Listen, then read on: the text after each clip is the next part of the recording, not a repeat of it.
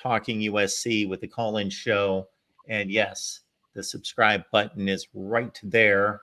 And very briefly, we'll just bring this in. I like Benji is letting me know, hey, love you, Mark. We'll stop right there, Benji.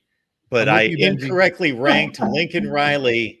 How dare I rank him number 11 in the country in coaches' rankings, especially since Tim and I had just a slight misunderstanding about that a couple weeks ago, just a tiny misunderstanding about that a couple weeks ago. and I not that I go to the likes of ESPN or CBS Sports or 247 or the likes to back up my opinions, because I'm my own man. I stand on my own opinions, but they were generally in that 11 and 12 range themselves. Yeah, where Mark and I there were some things that having like Jonathan Smith, who I think is a wonderful coach. Wonderful. I've been talking about him for the past 5 years at Oregon State. Absolutely amazing. Don't really know what he's done to elevate himself above a Lincoln Riley. That it was overall, you did an excellent job of backing up all of your candidates, all your coaches in the top 11, including Riley, were all, I think, where they should be, be in that 11 range. I just took umbrage with the order in which you chose to put. I guess Riley still hasn't proved it to you. Fair enough. Last year, I mean, there's clear enough criticism for him. He took it on the chin. He basically said, you know what, this hurts, it sucks, but I'm going to fix it. And I've got to say, what we're seeing from Riley right now will have to show you, Mark, on the field.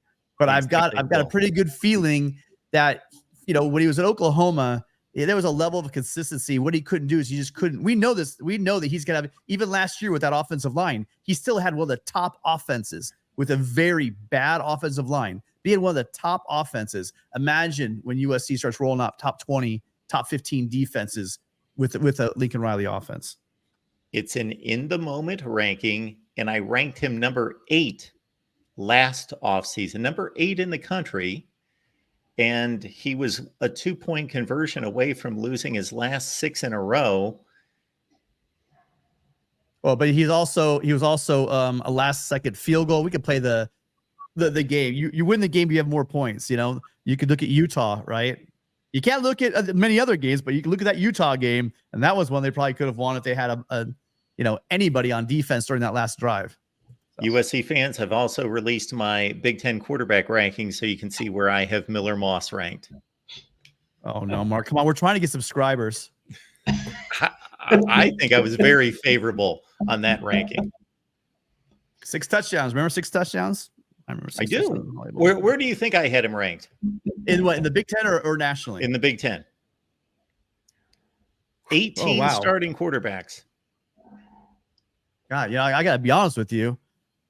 I'm not really excited about any of the quarterbacks in the Big Ten. So a Miller Moss, I don't know. We got him like 4th, 5th, number 5. 5th is entirely fair, based given that he's had one great game, that he hasn't played a full season. That's pretty fair, Tim. Right? I'll take. Gotta give it up to Mark on this one, right? I'll take. Well, okay, but here's the thing. Who does Mark have behind him? I mean, let's face it, this is the Big Ten's quarterbacks, not exactly murderer's row here. Well, Dylan Gabriel and Will Rogers are 2 of the most prolific, regardless of what they truly are as talents if you're scouting them for NFL ability. But if you're just looking at raw statistics, they're 2 of the most prolific quarterbacks in the history of the game. You realize if Dylan Gabriel throws as many touchdowns this year as he threw last year, he will be the all-time leader in career touchdown passes in college football. And he will be, if he just throws for 2,200 yards, he will be number 2 all time in passing yardage. So Dylan Gabriel, Will Howard, and Will Rogers. And then I had Drew Aller. He threw 25 touchdowns and 2 picks. I know that he looked terrible against Ohio State and Michigan, but still I'm going to reward and recognize a 5-star who played a 13-game schedule and went 10-3, threw 25 touchdowns and 2 picks against those defenses. Fair enough. So Miller Moss at number 5.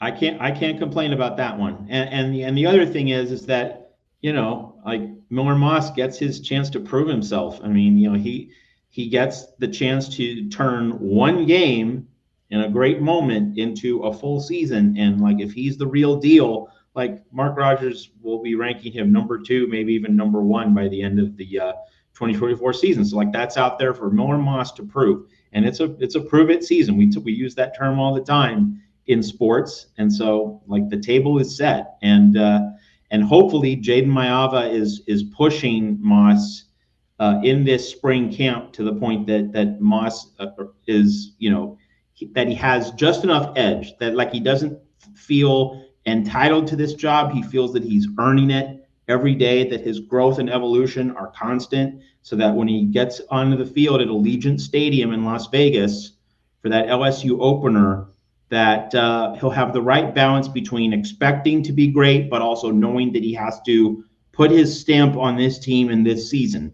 Because as great as the Holiday Bowl was, and it was great, like that was a beautiful moment, and it was also a very hopeful moment for a USC team that needed something good after that regular season, and with Caleb Williams going off to the NFL draft. Like that was a really important moment, and it obviously changed Lincoln Riley's plans. It changed Will Howard's plans as well. So we know how impactful that game was, and it was an absolutely awesome story. But now we go to the real big boy table. And that's LSU in week 1. That's a Big Ten schedule.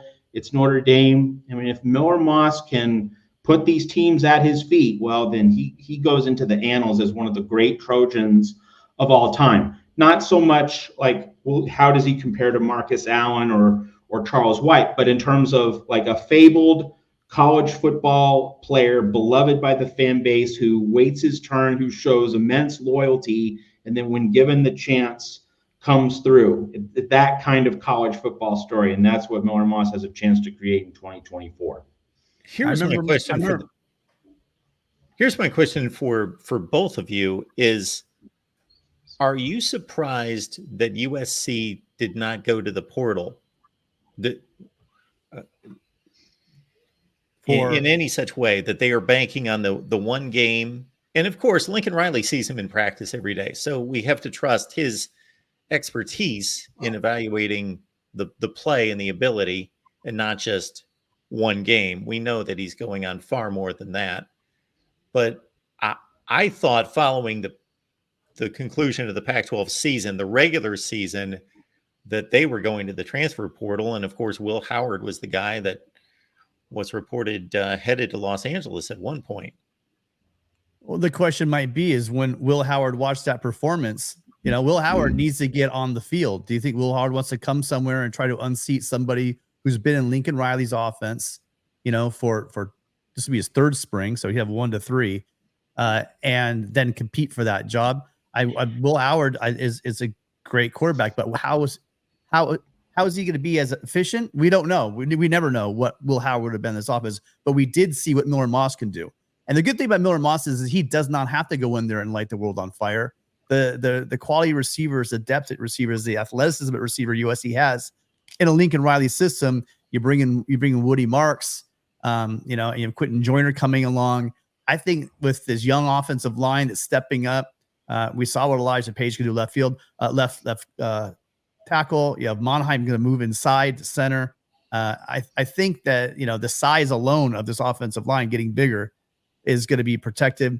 I don't think that Miller Moss is going to have to do that much. And I think that Miller Moss is the cerebral quarterback. But I mean, people keep throwing that on him. If you watch that game, he made some incredible throws with guys in his face. He was taking hits, getting rid of the ball. I just think that people aren't giving Miller Moss enough credit. Yes, it is only one game, but man, what a game he played. So that's all I have to say. We were not playing Liberty. USC played a pretty good Louisville defense, and Miller's play in that game was short of just spectacular. And I think that his play did scare away some quarterbacks. I'm not saying that's what happened with Will Howard, but it certainly could have helped the cause. That's for sure. And I don't think USC probably said, well, hold on, do we really want to dump a bunch of NIL into this guy when we got Miller, where we could spend that NIL probably in a lot better places? So, I mean, I don't want to take anything away from Miller Moss. The guy speaks. If you hear the guy talk, you want to go to battle for this guy. He is truly a natural born leader. Everyone speaks of him just being a brilliant mind. So I know he's been sitting and soaking up that offense for a couple of springs, and he's got a third one under his belt. I'm not going to be surprised if he comes out against LSU and lights it up. And then they got a game against Utah State. It'll be a tune-up game for them heading over to Ann Arbor for the third game against Michigan. I honestly think that Miller Moss has changed a lot of people's opinions. And you might, mid-season, Mark, have to re-rank him. Yeah, I'm not surprised. Mid-season rankings. Go ahead, Matt. Yeah, I'm not surprised, Mark, that USC did not go to the portal for a QB1. And, people in the chat are saying, oh, he went to the portal for Mayava. But that was not for a QB1. It was for a QB2. Lincoln Riley made it very clear. Like, we were going to get an older quarterback, an upperclassman, someone who expects to be the guy who's not going to go through a quarterback battle in the spring or in August. You get an older guy to be the QB1. So USC did not go that route. So that's obviously what Mark was referring to. I'm not surprised because, Tim kind of alluded to this, but let's just say, like, that Holiday Bowl was an audition. It's, where are you at, Miller Moss? Can we trust you? This is the test. Like, this is your graduate school exam. And he aced it. Like, that was A+. It was not B+, B minus. No, A+. Like, he blew the doors off it. So that's really why. If it was moderately good, if USC scored, 27 points, if Moss threw only 3 touchdowns instead of 6, then we have a different conversation. But, like, he was spectacular. He was so great. And the key decider or tiebreaker, if you will, is just that this is how the offense is supposed to look. Not in terms of the way it looks for Caleb Williams will be different from the way it is for Miller Moss, but in terms of 11 guys working together, like Lincoln Riley's play design, the concepts, the things that he wanted to achieve on each play, they all just perfectly came to life from chalkboard onto the gridiron in reality. And so Miller Moss's ability to have 10 guys going to the limit, going to the wall for him, that is something you cannot teach. You cannot coach that. People naturally gravitate to and respond to a leader. People naturally rally around a quarterback if he has that it factor, if he has that special sauce, that unique blend of savory herbs and leadership. Miller Moss brings all of that to the table. He brings a unique recipe to the football field. When you have that as a coach, you have to, if you're Lincoln Riley, you had to look at that Holiday Bowl and say, wow, I have 11 guys pulling together. I can't mess that up. I can't get in the way of that. Miller Moss is my incumbent now. He has the inside track. We do need a legitimate quality backup and younger so that there's upside for the future beyond. But, so like backing up Miller Moss in case he gets hurt, but also he's there for 2025. Let's remember, Oregon has that precise setup with Dylan Gabriel getting the keys for 2024, but you have Dante Moore waiting in the wings for 2025. USC has organized its quarterback room the same way. But when you have to go back to why USC didn't get an older QB1, Miller Moss just has 10 guys who totally trust him and will execute plays for him, who will carry out their assignments for him. They will all work in tandem. You can't mess with that kind of chemistry as a coach when you get that in real life. And that is going to be what USC is going to count on. 11 guys working together in perfect harmony. We don't need to wonder if Stevie Wonder and Paul McCartney are going to be singing USC's fight song, but we do know everyone working in perfect harmony. That's going to be what USC aims for. The cohesion, less than perhaps individual dynamism, is going to be the engine that powers USC this season. And like that Holiday Bowl, that wasn't just some fluke. I mean, you're talking. Remember, Miller was running with a lot of the twos, right? You had Caleb running with the ones, and a lot of those guys weren't there for that game. So the natural chemistry that he had with those receivers in that bowl game, the way he got the ball out in rhythm on schedule, the way he went through his progressions and checked out of it and threw the ball away, not putting those offensive linemen in a situation where they're going to have to hold a block too long, get a holding penalty, which derailed a lot of SC drives, or hang on the ball and get a strip sack, etc. It all looked the way it did because Miller, again, is I think, going to flourish in the system with these receivers. And it was no surprise that offensive line looked so well. A big part of that was the way Miller played the game. Yeah, that Tim keeps making that point basically on every show here at the Voice of College Football, and it remains a great point every time he makes it, that Miller Moss was working with the twos. And so he goes into the Holiday Bowl and he has that instant natural connection with Jacoby Lane, with Mekhi Lemon. Can't overstate that enough. To have quarterbacks and receivers already on the same page, again, you don't want to mess with that. You don't want to intervene into that and break it up if it's working. So that more reinforcement for why Lincoln Riley didn't get an older QB1 in the portal.